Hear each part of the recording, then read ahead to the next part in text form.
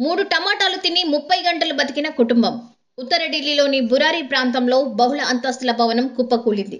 దీంతో రాజేష్, ఆయన భార్య గంగోత్రి, వారి కుమారులు ప్రిన్స్, రితిక్ శిథిలాల కింద చిక్కుకుపోయారు. అప్పటి నుంచి వారి కోసం కొనసాగించిన రెస్క్యూ ఆపరేషన్ బుధవారం రాత్రి ముగిసింది.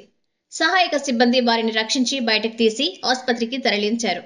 దాదాపు 30 గంటల పాటు శిథిలాల కింద ఎలా గడిపింది రాజేష్ వివరించాడు. ఇంట్లో మిగిలిన 3 టమాటాలను తిని ప్రాణాలు నిలుపుకున్నట్టు చెప్పాడు. సోమవారం సాయంత్రం 6:30 గంటల సమయంలో భవనం కుప్పకూలిందని, తమపై శిథిలాలను తొలగించేందుకు చాలా ప్రయత్నించినా తమ వల్ల కాలేదన్నాడు. దీంతో దేవుడిపై భారం వేసి అలాగే ఉండిపోయామని, ఇంట్లో మిగిలిన 3 టమాటాలు కనిపించడంతో వాటిని తిని దాదాపు 30 గంటల పాటు ప్రాణాలు కాపాడుకున్నట్టు రాజేష్ వివరించాడు. కట్టిన భవనం కూలిన సమయంలో దాని స్లాబ్ గ్యాస్ సిలిండర్ పైప్ పడి నిలిచిపోయింది. దీంతో అక్కడ చిన్న ఖాళీ ఏర్పడింది. అదే ఆ కుటుంబ ప్రాణాలను కాపాడింది. స్లాబ్ కింద పడి వారు నలిగిపోకుండా సిలిండర్ అడ్డుకోవడంతో వారు బతికి బయటపడగలిగారు.